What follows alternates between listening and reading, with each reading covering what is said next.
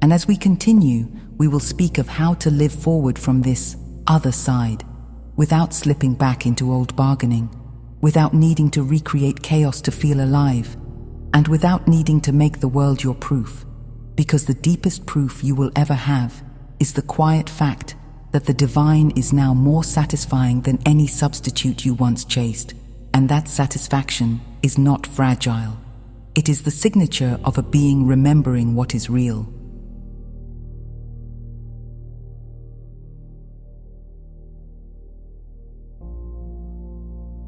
And now, dear ones, as you recognize that something has shifted and that you are no longer willing to be fed by substitutes, we move into the most important question of all, because it is the question that determines whether this passage becomes a permanent new baseline or merely a temporary wave that you remember nostalgically while slipping back into the old bargaining.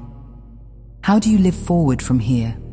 How do you walk as one who has tasted the divine, without needing to make the world into an enemy, without needing to reject form, without needing to manufacture intensity to feel alive, and without needing to wait for collective conditions to improve before you allow your own inner reality to be stable and true? We will begin by saying that what you call lighter and what you call stronger are not emotions you must cling to. They are signals. They are evidence that your inner alignment has become more available.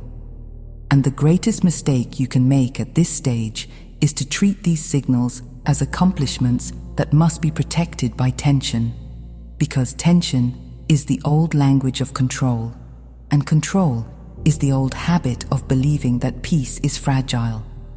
Peace is not fragile. Truth is not fragile. God is not fragile. What is fragile is your old identity's relationship with uncertainty. And this is why you are being trained now, gently, persistently, to learn how to remain connected to the divine, even when the outer world is changing, even when your moods fluctuate, even when your body has days that feel heavy, even when the collective feels loud. Because the point is not to create a perfect environment. The point is to become the kind of being who can return to source no matter what environment you are in. So, do not make your spirituality dependent on your best days. Many of you learned prayer when you were in trouble, and you learned gratitude when things were going well. And we are inviting you into a more mature relationship where communion is not a reaction, it is a rhythm. Communion becomes the way you begin the day, the way you recalibrate midday, the way you cleanse the mind at night.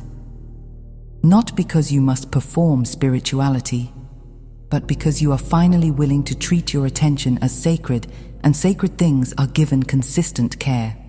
This is what makes a shift permanent: consistency, not intensity.